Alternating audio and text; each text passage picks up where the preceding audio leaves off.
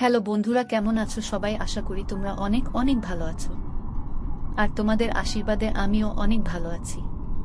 প্রিয় বন্ধুরা, আমার নাম নূপুর। আমি আজকে আমার জীবনে ঘটে যাওয়া একটি বাস্তব ঘটনা তোমাদের সাথে শেয়ার করতে যাচ্ছি। আশা করি গল্পটি শুনলে তোমাদের মেশিন দাঁড়িয়ে যাবে এবং তোমরা মাখন ফেলতে বাধ্য হবে। তাই হাতের কাজ করার সমস্ত জিনিসপত্র কাছে নিয়ে গল্পটা শোনার জন্য রেডি হয়ে যাও।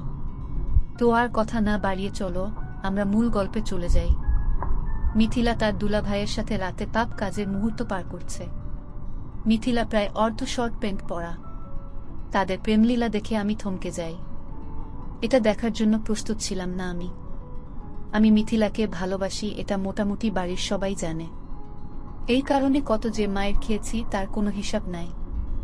আমাকে বরাবর বলে দিয়েছে মিথিলাকে নিজের বোনের মতো দেখার জন্য।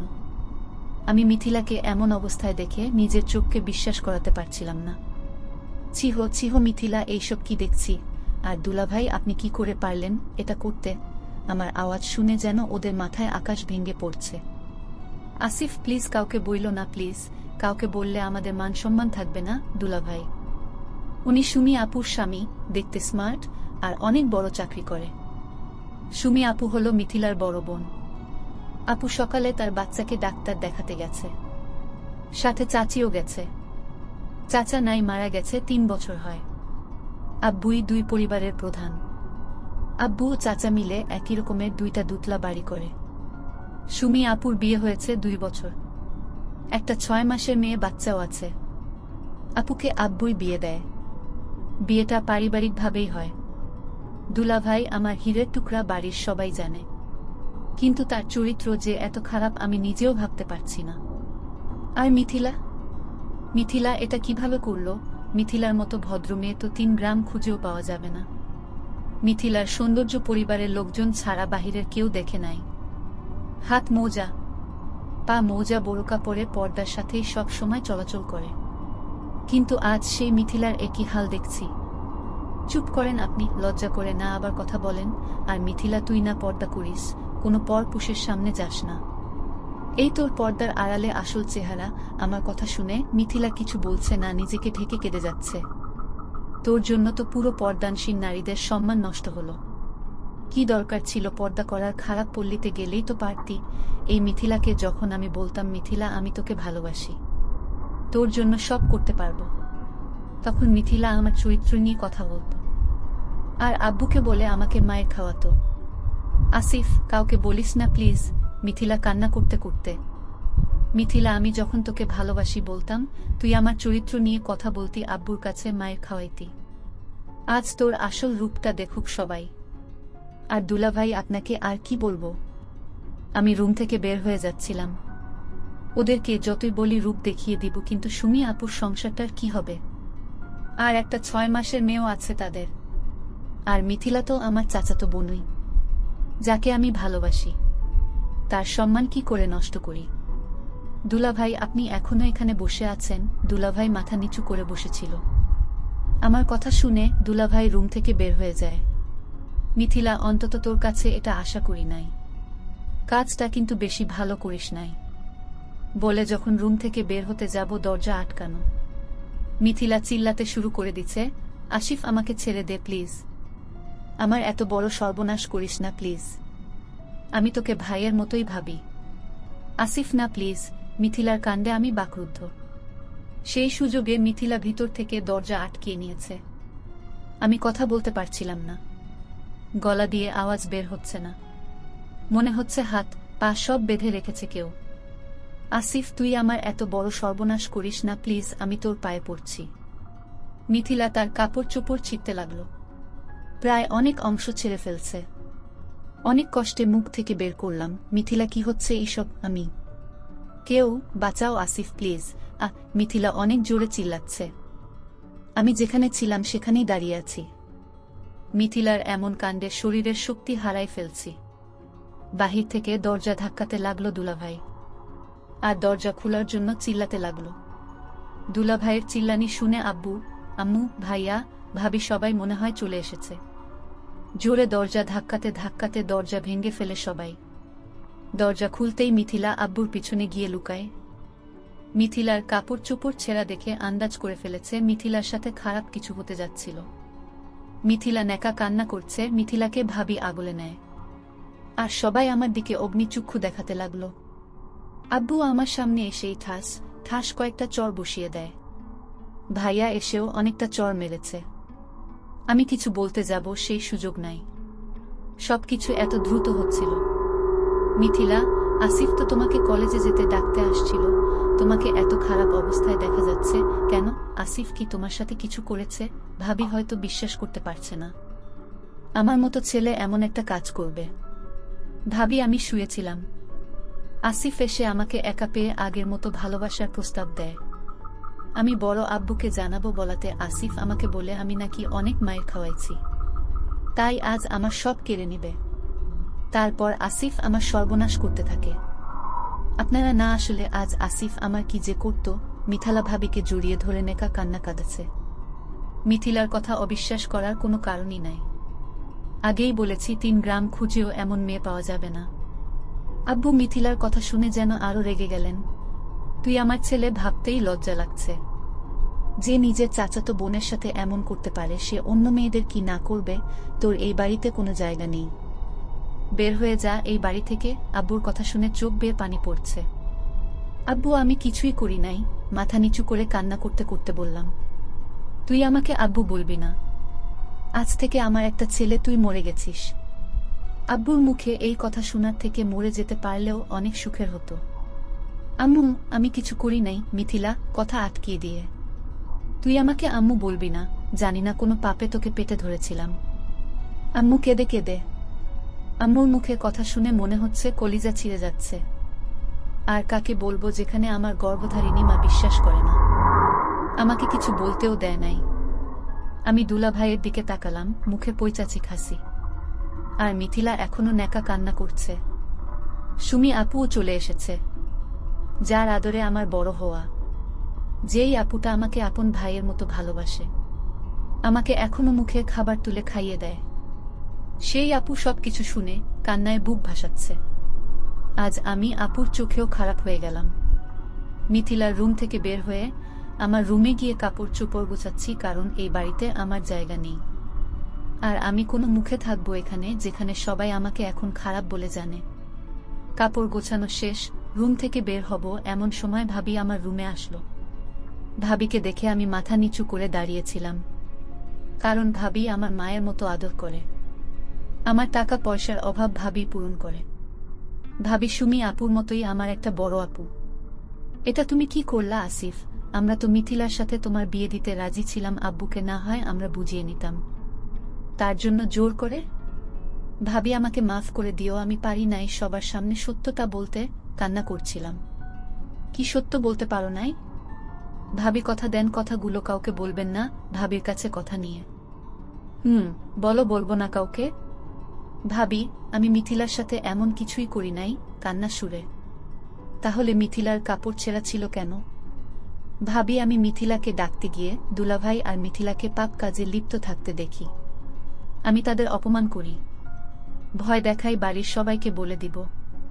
কিন্তু পরে আপুর সংসার আর মিথিলার সম্মানের কথা ভেবে থমকে যাই। আমি রুম থেকে বের হতে যাচ্ছিলাম, দুলাভাই বাহির থেকে দরজা লক করে দেয়। মিথিলা জোরে জোরে কাঁদতে থাকে আর কাপড়গুলো ছিঁড়তে থাকে।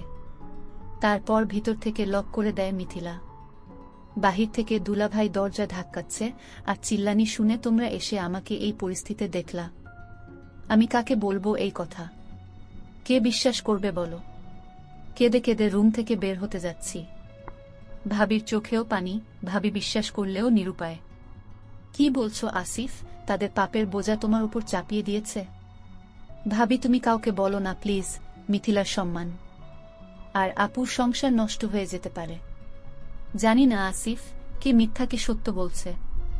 মিথিলার আর সুমির জামাইর তো এমন কোনো বাজে লক্ষণ দেখি নাই। ভাবি, তুমি আমাকে বিশ্বাস করছো না? তাহলে এটা দেখো, আমি সুযোগের সবকিছু ভিডিও করে রেখেছিলাম। ভেবেছিলাম কাউকে দেখাবো না, কিন্তু পরিবারের সবচেয়ে প্রিয় মানুষটার চোখে নিজেকে খারাপ বানাতে পারি নাই। আসিফ, এই ভিডিও এখনই আব্বুকে দেখাবো। ভাবি মোবাইল নিয়ে যেতে চায়। ভাবি প্লিজ, কথা দিয়েছ কাউকে বলবা না। সবার চোখে খারাপ হলেও তোমার চোখে যেন ভালো হয়ে থাকতে পারি, তাই তোমাকে সব বললাম। কথা শেষ করতেই ভাইয়া ভাবিকে বলছে, এই খারাপের সাথে কিসের এত কথা? ভাবির চোখ দিয়ে অনবরত পানি পড়ছে। ভাবি আমার হাতে অনেকগুলো টাকা দিয়ে বলে টাকার দরকার পড়লে যেন ভাবিকে জানাই। ভাবি চোখ মুছে আমার রুম থেকে বের হয়, কিন্তু আমার চোখের পানি জোড়ায় না। রুমটার প্রতি মায়া লাগছিল। আম্মুর পায়ে একবার সালাম করতে মন চাচ্ছিল, কিন্তু সেই সাহস আজ আমার নেই। সবাই আমার চলে যাওয়া দেখছে। ভাবি সবার চোখের আড়ালে বারবার চোখ মুছছে। 12টার বাসে রওনা দিলাম ঢাকার উদ্দেশ্যে। কিন্তু কোথায় গিয়ে উঠব, ঢাকা গিয়ে কি করব, খুব চিন্তা হচ্ছিল। কারণ ঢাকা আমি ভালো করে চিনি না। আর কোনো আত্মীয় স্বজন নাই যে সেখানে গিয়ে উঠব। ভাবির দেওয়া টাকাগুলো গুনলাম, 5,000 টাকা আছে এখানে, আর আমার পকেটে 780 টাকা। ভাবি যদি টাকা না দিত তাহলে তো 2 দিন বেঁচে থাকা কষ্টকর হয়ে যেত। এমনি কোনো কাজও জানি না, সবে মাত্র কলেজে পা দিয়েছি। আব্বুর টাকার অভাব নাই, যার জন্য লেখাপড়াটাই করেছি মন দিয়ে। পরিবারের সবাই আমাকে অনেক ভালোবাসত। আমার কোনো দোষ ছিল না, শুধু একটাই দোষ, আমি মিথিলাকে পাগলের মতো ভালোবাসতাম। যখন থেকে বুঝতে শিখেছি তখন থেকেই মিথিলাকে ভালোবাসতাম আমি। একসাথে স্কুলে যাওয়া, খেলাধুলা করা, আমরা ছিলাম বেস্ট ফ্রেন্ডের মতোই। কিন্তু যখন মিথিলাকে স্কুলের এক বড় ভাই ফলো করতে শুরু করে, আর মিথিলা যদি সম্পর্কে জড়িয়ে যায়, সেই ভয়ে সুমি আপুর বিয়ের দিনই প্রপোজ করি মিথিলাকে। কিন্তু মিথিলার সাথে সাথে এই কথা আমার আব্বুকে এসে বলে দেয়। আব্বু আমাকে সেদিন অনেক মারে।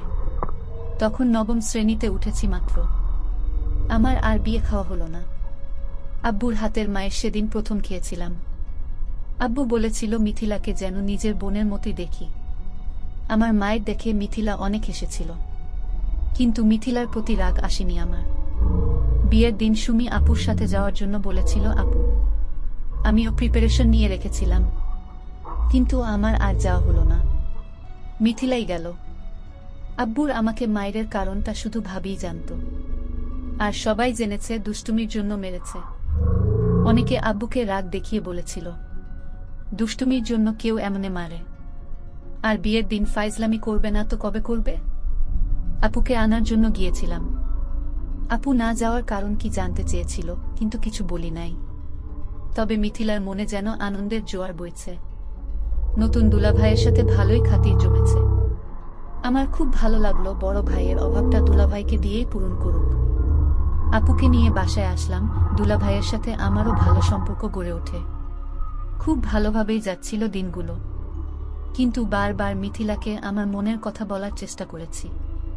মিথিলা বলতো আমি তোকে শুধুই ভাইয়ের মতো দেখি। দুলাভাইকে দিয়েও বলেছিলাম, অনেকবার কাজ হয়নি। তবে দুলাভাই আর মিথিলাকে অনেকবার একান্তে দেখেছি। মনে হচ্ছিল প্রেমিক প্রেমিকা বসে প্রেম করছে, কিন্তু আমি তখন এইসব নিয়ে ভাবি নাই। কারণ মিথিলা, দুলাভাই এমন না। পরবর্তীতে এমনই হলো। হঠাৎ মোবাইলে মেসেজ টিউন বেজে উঠে, কল্পনা থেকে বাস্তবে ফিরে আসি। মিথিলার নাম্বার থেকে মেসেজ। কি লিখেছে? আমার রূপ বের করতে গিয়ে নিজেই ধরা খেলি কেমন অভিনয়টা করলাম। মিথিলার লেখাটা পরে চোখের কোণে জমে থাকা কষ্টগুলো বের হতে চাচ্ছিল। আমি জানি না তুই এমনটা কেন করেছিস, তবে আমি চাইলে আমি তোদের রূপটা বের করে দিতে পারতাম।